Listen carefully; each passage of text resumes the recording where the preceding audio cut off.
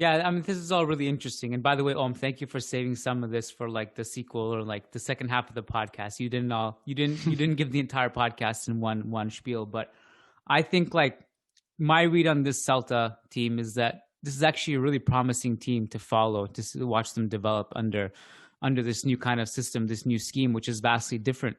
And this, goes back all the way to the Berizzo days. It hasn't been flattering football for a while. For them, it's been 2 years straight of literally, if Iago Aspas does not go into Superman mode, they get relegated. And so it's possible that they avoid that this season. And by the way, Aspas, I mean, big thing for them, him leaving in the 51st minute due to a Nacho tackle. He's been unbelievable this season. And I'm surprised, I'm pleasantly surprised at what he's done, because I honestly didn't know how much he had left in the tank. But this has been a great Aspas season. So I do think this is interesting because, like, if you kind of follow like the prototypical mid-table La Liga team who adopts a new system of possession-based football, like, not backing down to anyone, playing their solid football, not being reactive, being proactive, Real Betis kind of comes to my mind. This kind of goes back to the Kike Setien days. The thing with that Betis team is that they often had a lot of the ball, and if they were going to go against a low block, they were kind of screwed because they didn't have much ingenuity. And I mean, they had individual brilliance, obviously, but they didn't have kind of the architecture to break that down consistently. So with the variance you saw from them was a lot of wild results, a lot of goals conceded, a lot of goals scored, and ultimately that's why they were kind of mid-table. But I think this Celta team has a chance not to be the black hole defensively that Betis was. I thought their transition defense wasn't great tonight, but it also wasn't a complete sieve. And I'd be interested to see how this goes, and kind of just staying on track with what you guys were saying. In the press conference, Coudet was talking about, like, he used words like Real Madrid. We saw Real Madrid as our equals, and we kept the ball. But he also admitted that we could have improved. So maybe we could have been a little bit more risky with our passes, and maybe we could have. I think the wording he used, I wrote it down on one of my 1 million tabs, but he said something like something about like avoiding repetitive internal passes. So repetitive with internal passes is what he described his play as today. So it'd be interesting to see kind of how that improves over time, because I think this is a really interesting Celta team. So I did want to pick you guys' brains a little bit more about Real Madrid's pressing, because I thought the pressing today was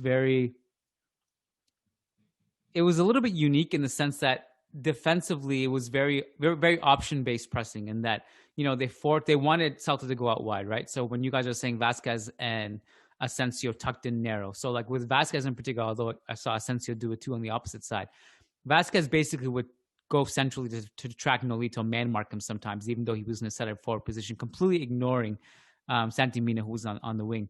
And also, like, up top, you guys mentioned Kroos and Modric as their pressing and stuff. They kind of it looked like a Christmas tree defensively. That's what it looked like. So you had your back four, and then everyone was just narrow, and then Benzema spearheading it up top by himself, basically. But often Kroos would be the guy highest up the pitch with him, and Modric right behind them. Which, ironically, this is part of the reason why I thought, despite the usual Casemiro stuff, I thought Casemiro was really good tonight, because he didn't play number 10. Like, he was the anchor in every true sense of the word tonight. So, what did you guys? Maybe I just haven't been paying attention as much as I should be, but I thought it was the pressing structure tonight was kind of unique in that I'm not sure if I've seen that exact replica much of late.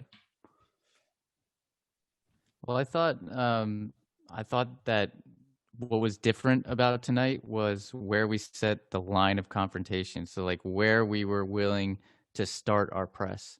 And it wasn't always so high up the pitch like we've usually been doing, where Elche, for example, was able to play through.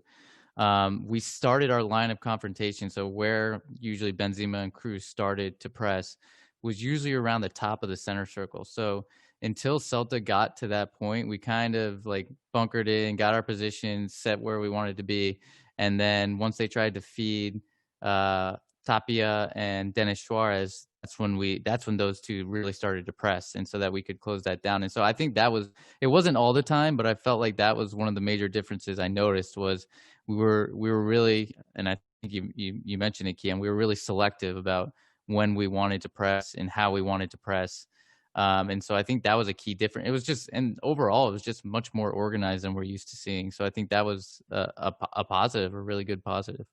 Yeah, I think that selectivity that you mentioned is really important because that's key with Asensio and Lucas needing to make right decisions about when to come inside, when to stay wide, because they essentially defined our vertical compactness because Kroos and Modric were going to have to press really aggressively.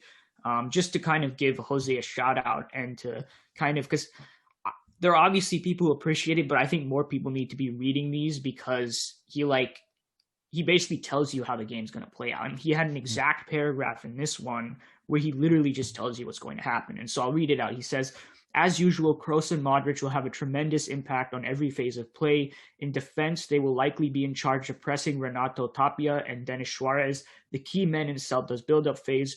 A good pressing job from them and Lucas on the right wing could deactivate Celta's possession circuit. And really, I couldn't describe what happened better after the game itself, right? And so I think that is what essentially defined Real Madrid's success, and I think it's what kind of gave that sort of unique shape that what Kiyan is talking about, in that I don't think the strategy was unique, this idea of being a very aggressive man-to-man. We've discussed before how Zidane tends to prefer that. This idea of Modric and Kroos being the ones to lead the press is something we've seen going back to 2017.